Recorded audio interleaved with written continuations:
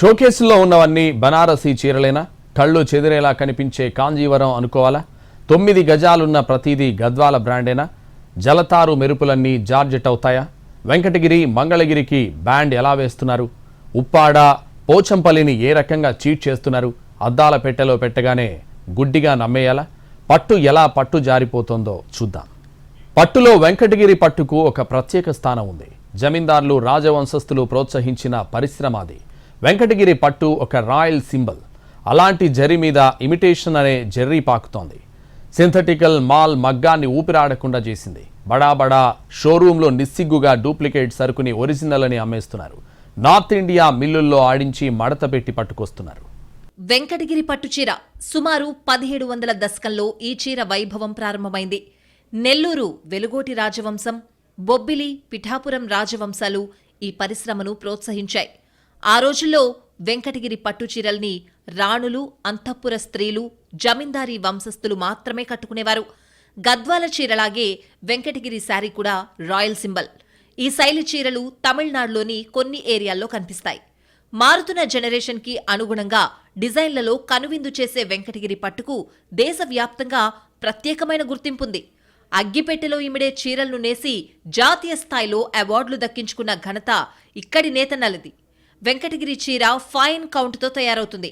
80, 100, 120 కౌంట్తో చాలా నైపుణ్యంగా నేస్తారు. కట్టుకుంటే మృదువుగా, హాయిగా, తేలిగ్గా ఉంటుంది. చీర నేత చీర చాలా ఫైన్ కౌంట్తో తయారవుతుంది వెంకటగిరి. అంటే ఒక 80s కౌంట్, 100 కౌంట్, 120 కౌంట్స్తో తయారైన చీర. ఆ చీర మనం తీసి చూసినట్లయితే చాలా నైస్గా, చాలా నైపుణ్యంతో నేసినటువంటి నేత అన్నమాట. ఇది చాలా ట్రాన్స్పరెంట్గా కూడా ఉంటుంది నేత. ఇది వాష్ అయిన తర్వాత చాలా నునుపుగా, నైస్గా తయారయ్యి చాలా హాయిగా, చాలా తేలిగ్గా కట్టుకునే విధంగా ఉంటుంది. ఇలాంటి వెంకటగిరి బ్రాండ్కు స్టిక్కర్లేసి నకిలీ మాల్ అమ్మేస్తున్నారు. మెత్తగా సీతాకోకచిలుక వాలినట్టుగా ఉండే చీరలు మిల్లు మీద పడి జరీపోగులు కాస్త జర్రెలు పారుతున్నట్టుగా అనిపిస్తోంది. కొనేవాళ్లు అవగాహన లేక మోసపోతున్నారు. చేత్తో నేస్తే డబుల్ అంచు పోగులొస్తాయి. అదే మిల్లు మీద చేస్తే బోర్డర్ డబుల్ రావ్, సింగిల్ పోగుతో కనిపిస్తుంది. ఈ విషయం చాలా మందికి తెలియక నకిలీ చీరల్ని వేలకు వేలు పెట్టి కొనేస్తున్నారు. క్రమంగా ఒరిజినల్ చీర డిమాండ్ పడిపోతోంది. గిరాకీ లేక చీరలు నేసేందుకు ఉత్సాహం కూడా రావడం లేదంటున్నారు నేతన్నలు. వెంకటగిరి చీర అంటే క్లాత్ కానీ పట్టుకుంటే నూలు పోగు కానీ ఈ అంచు డబుల్ పోగు ఉంటుంది అంచులు. అదే మిల్లు చీర అయితే సింగిల్ పోగు ఉంటుంది. ఇక్కడ వెంకటగిరిలో తయారైన చీర ప్రతి చీర అద్భుతంగానే ఉంటుంది. రెండోది, ఇప్పుడు మేము కొత్తగా వచ్చి రంగులు పోకుండా ఎక్కువ మామూలుగా ఏరే వాళ్ళ కాడ పోయి రంగులు చేయించుకుంటాం. ఇది ఒక క్లాత్ కొసన కానీ కట్ చేసుకుని వేసే వాటర్లో కరిగిపోద్ది. డూప్లికేట్ అయితే ఒరిజినల్ అయితే పోదన్నమాట. దాన్ని యూజ్ చేసి కూడా కొద్దిగా షాపులకి ఇప్పుడు ఇస్తున్నాం. కొత్తగా జిఏ టాకు ఇవి కూడా కూర్చున్నాయి. దయచేసి ఇదేంటంటే వేరే చీరలు వచ్చేసి వెంకటగిరికి ఒక గిరాకీ తగ్గిపోయి కొన్న వాళ్ళు కొద్దిగా ఇబ్బంది పడుతున్నారు. మాకు ఏంటంటే ఉత్సాహం రావటంలా మామూలుగా. జామ్ధాని టెక్నిక్ వెంకటగిరి చీరలో ప్రత్యేకమైంది. డిజైన్ బట్టి ఒక్కో చీర నేయడానికి ఒక్కో టైం పడుతుంది. ఎప్పుడైతే డూప్లికేట్ చీరలొచ్చాయో వ్యవస్థ నాశనమైంది. సాంజాల్ సౌండ్ ముందు మగ్గాల టకటకలు వెలవెలబోయాయి. ఇమిటేషన్ శారీలొచ్చి అసలు మాల్ని దెబ్బకొట్టాయి. వేల రూపాయల చీర వందలకే అమ్మేస్తూ ఉంటే తామెలా బతికేది అంటారు వెంకటగిరి నేతన్నలు.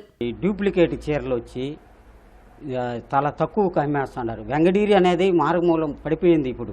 ఇప్పుడు అన్ని మెటీరియల్ పెరిగిపోయినాయి. దీనివల్ల చాలా వ్యవస్థ నాశనం అయిపోయినది. చీర నేయాలంటే డిజైన్ బట్టి 2 రోజులు పట్టచ్చు, 5 రోజులు పట్టచ్చు. డిజైన్ బట్టి, వర్క్ను బట్టి ఉంటుంది. అందువల్ల ఎంత వర్క్ చేసినా ప్రయోజనం లేకుండా పోతా ఉంది. ఇప్పుడు కూడా చాలామంది మొగ్గాలు నేయలేక కూలి పనులకి, వాళ్ళ పనులకి వెళ్ళిపోయినారు. ఇప్పుడు ఉండేది ఇంకా మేము ఏ పని చేయలేక ఈ వృత్తిని ఇంకా నమ్ముకున్నాం. ఫస్ట్ కాంచి నమ్ముకున్నాం కాబట్టి ఈ వృత్తిలోనే కొనసాగిస్తామని. ప్రతి వాళ్ళు ఇమిటేషన్ చీరలకే ఎగబడితే ఒరిజినల్ చీరలు నేసేవారికి చేయడంపై ఆసక్తి తగ్గిపోతుంది. సింథటిక్ వచ్చాక అసలు సిల్క్ ని ఎవ్వరూ చూడడం లేదు. ఫలితంగా చీర బ్రాండ్ ఇమేజ్ కూడా పడిపోతోంది. చీరలో కౌంట్లు ఎన్నున్నాయి, డిజైన్ ఎలా ఉంది, వర్క్ ఎలా చేశారు, ఇవన్నీ కస్టమర్లకు అవసరం లేదు. 500 నుంచి 1000 రూపాయలకి మెటీరియలే రాదు. అలాంటిది చీరెలా వస్తుంది? ఈ లాజిక్ కొనేవాళ్లకు తెలియడం లేదు. వార్పింగ్, సైజింగ్ మొదలుకొని 10 మంది కలిసి చేస్తే గాని చీర తయారు కాదు. ఈ టెక్నికాలిటీస్ తెలియని లేడీస్ ఆన్లైన్లో చూసి మోసపోతున్నారు. బడా షాపులు కూడా ఇమిటేషన్ చీరల్ని ఒరిజినల్ అని నిస్సిగ్గుగా అమ్ముతున్నారనే ఆరోపణలున్నాయి. వెంకటగిరి ప్యూర్ పట్టు చీర మినిమం 7,000 ఉంటుంది. అలాంటి శారీ 500కే వస్తుందంటే అందులో ఎంత సింథటిక్ మిక్స్ అవుతుందో ఊహించొచ్చు. సోషల్ మీడియాలో, యూట్యూబ్లో చూసి నకిలీ మాల్ కొనొద్దని వీవర్స్ సొసైటీలు చెప్తున్నాయి. ప్యూర్ పట్టు చీర అంటే ఒక 7,000 రూపాయల పైన పడుతుంది. మీకు ఆన్లైన్లో 2,000కి, 3,000కి, 4,000కి ఇస్తున్నారంటే దాంట్లో కంపల్సరీగా సింథటిక్స్ మిక్స్ కలిసి ఉంటాయి. అది నేత చీరగా అయి ఉండదు, అది పవర్లూమ్ చీరగా అయి ఉంటుంది. ఈ సోషల్ జనాల్ని అట్రాక్ట్ చేసేదానికి ఇంకో దానికి సంబంధం లేని విధంగా ఒక వీడియోల్లో మీకు కనిపిస్తూ ఉంటుంది.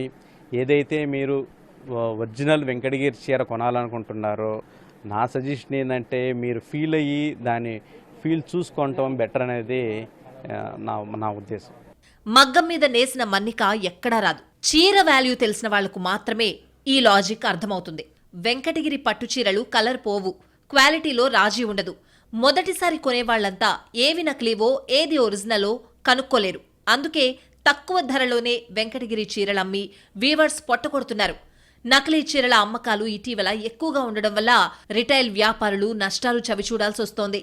చేనేత పరిశ్రమలో పనిచేసే కార్మికులు ఉపాధి వదిలేసే పరిస్థితి ఏర్పడింది. మరోవైపు మెటీరియల్ కాస్ట్, జీఎస్టీ భారాలు ఇబ్బంది పెడుతున్నాయి. అందుకే ఇలాంటి అంశాలపై ప్రభుత్వాలు దృష్టి సారించాలని, జీఐ ట్యాగ్ ఉన్న ఉత్పత్తులను కాపీ చేస్తున్న వారిపై చర్యలు తీసుకోవాలని కోరుతున్నారు. లేకుంటే వెంకటగిరి పట్టుచీర కాలక్రమంలో కనుమరుగు కాక తప్పదు. 7వ శతాబ్దంలోనే నెల్లూరు జిల్లాకు చెందిన వెలుగోటి రాజవంశీయులు ధరించేవారు.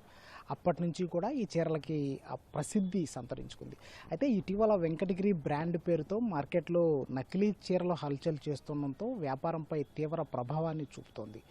అయితే నకిలీ చీరల్ని నియంత్రించాలి అని చెప్పేసి కూడా వ్యాపారులు కోరుతున్నటువంటి పరిస్థితి ఇక్కడ కనిపిస్తుంది. కెమెరామెన్ ప్రదీప్తో వెంకటనారాయణ, ఎన్టీవీ, వెంకటగిరి నుంచి.